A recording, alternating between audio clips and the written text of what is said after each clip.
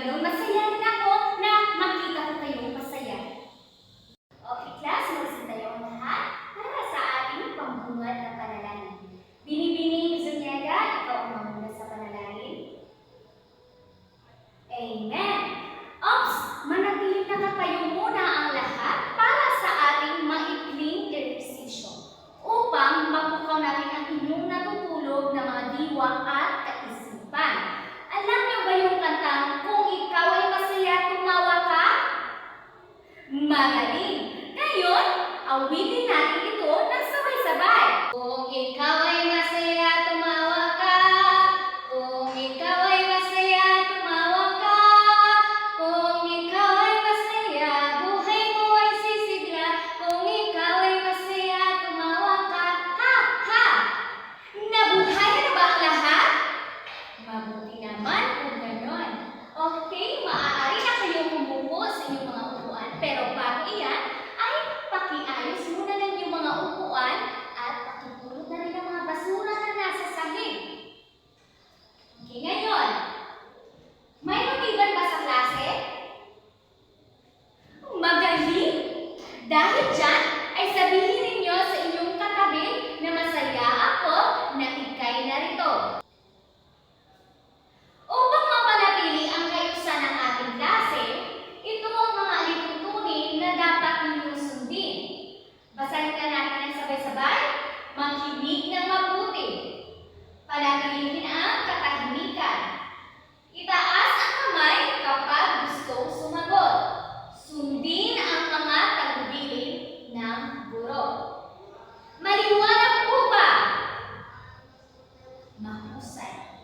Sino sa inyo ang nakaalala kung ano ang tinalakay natin noong nakaraang araw? Binibini Star, tataas ka ng iyong kamay? Aba, tama. Tunay nga ikaw ay nakikinig sa huli nating tinalakay. Ngayon, may katanungan pa ba kayo roon? Mabuti naman kung wala.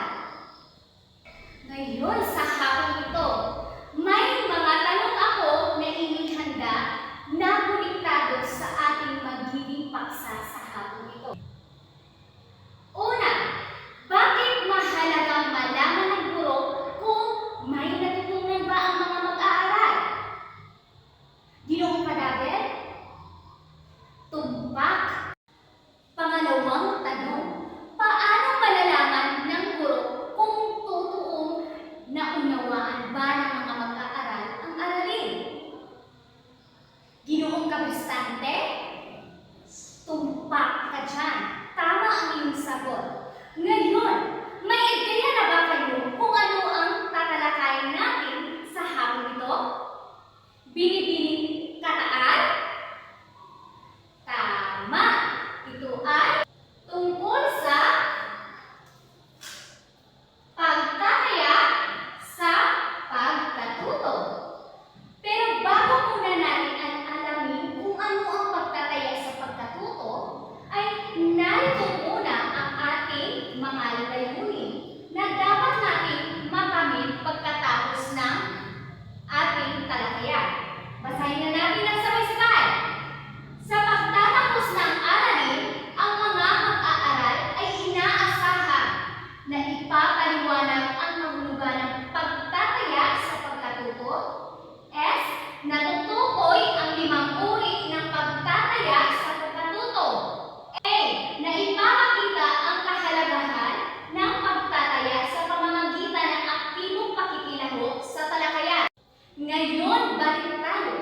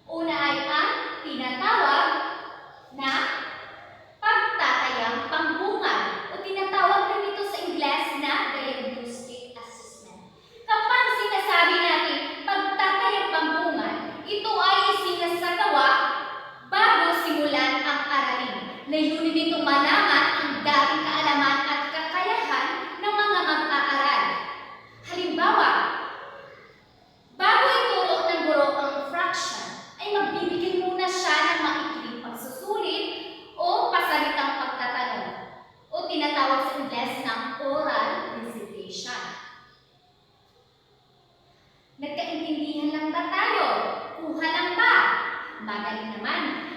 Ang pangalawang uri naman ay ang pagtatayang formatibo o tinatawag din ito sa Ingles na formative assessment. Kapag sinasabi naman natin pagtatayang formatibo, ito ay isinasagawa habang nagtuturo ang guro. Halimbawa, pasalitang pagtatanong sa klase habang nagtuturo ang guro. Bakit ito ginagawa ng guro? Upang malaman at masiguro ng guro na totoo nga bang may natutunan ang mga mag-aaral sa takdang o kasalukuyang aralin. Maliwanag lang po ba kung ano ang pagtatayang formatibo? Magaling! Ngayon, ang pangatlong uri naman ay ang pagtatayang sumatibo o tinatawag din ito sa Ingles na summative assessment. Ang pagtatayang sumatibo, ito naman ay ginagawa pagkatapos ng layunin nitong sukatin kung gaano talaga karami ang natutunan ng mga mag-aaral. Paano malalaman ng guro?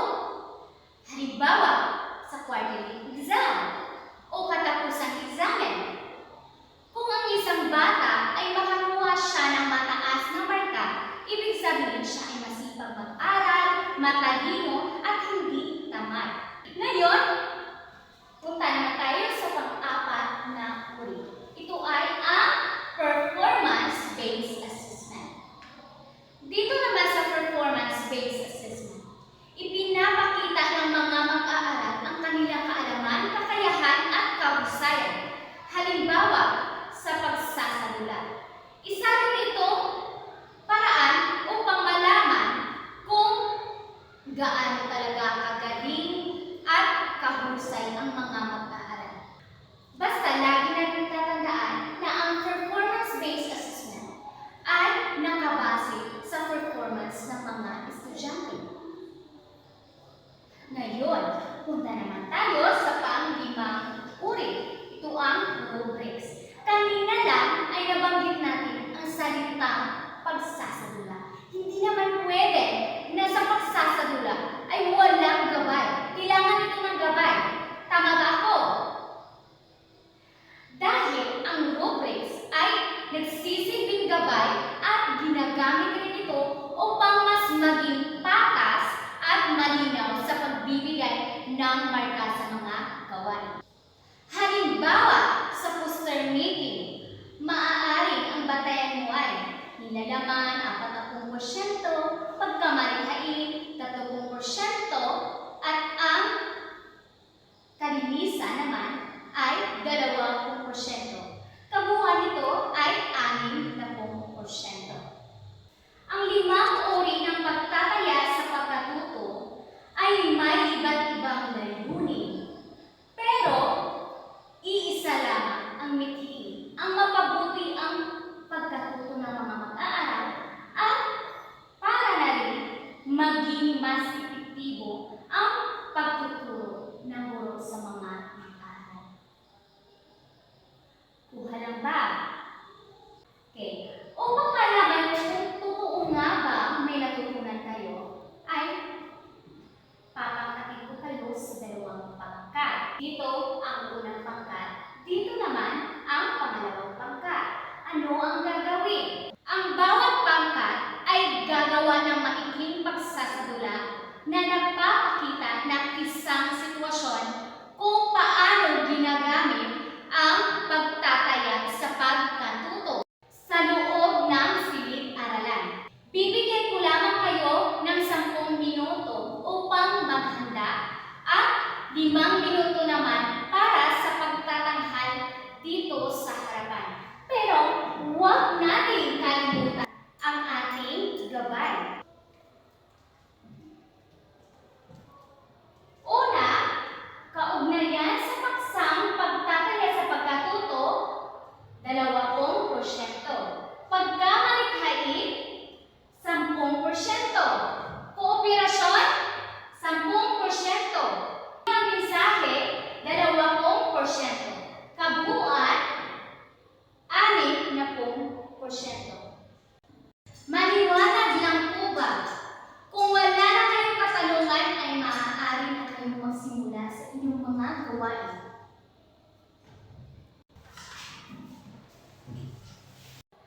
Ayan, tapos na ang 10.